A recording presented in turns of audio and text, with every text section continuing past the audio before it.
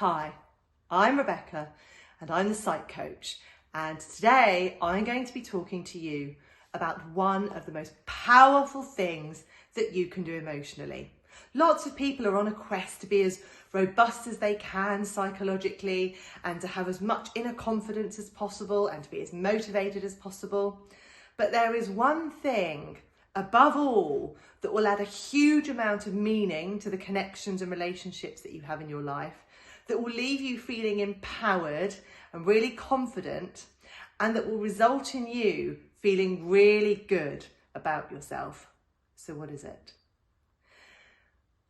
The way you can really emotionally connect to people and the way you can really openly, honestly and congruently express yourself is by being vulnerable.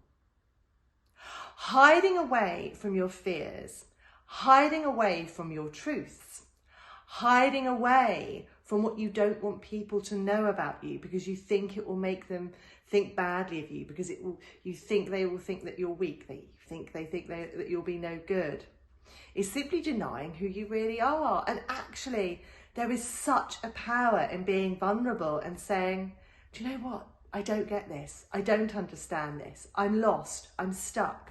I'm lonely. I need help. I don't know what to do. I'm not confident.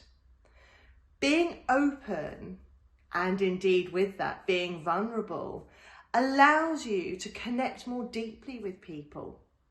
Think about times where you may have been with someone who you don't particularly get on with, or someone who maybe you don't even like.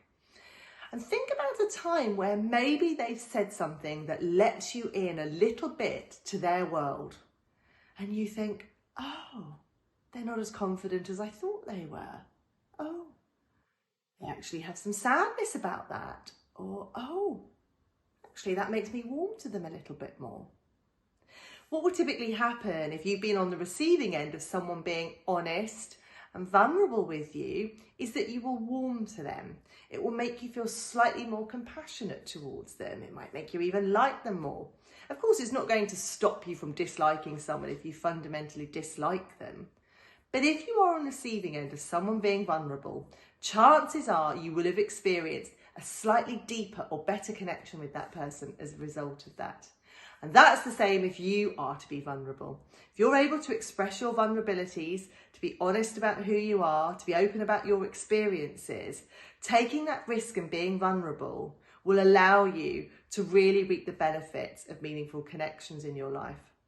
Sometimes being vulnerable can mean letting down a mask, letting down the facade of what you've been holding up, of I'm fine, I'm okay, I don't need help, I'm self-sufficient.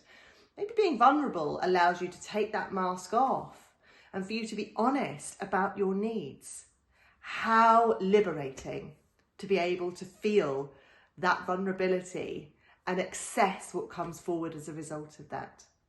Even if there's no one to be vulnerable to, allowing yourself to listen to your own needs, allowing yourself to identify the bits that you feel vulnerable about in life instead of shutting away from them is a really powerful experience.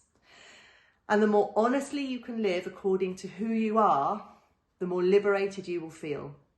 Vulnerability is a really important emotional strategy, and it helps us all live a far more truer, happier life.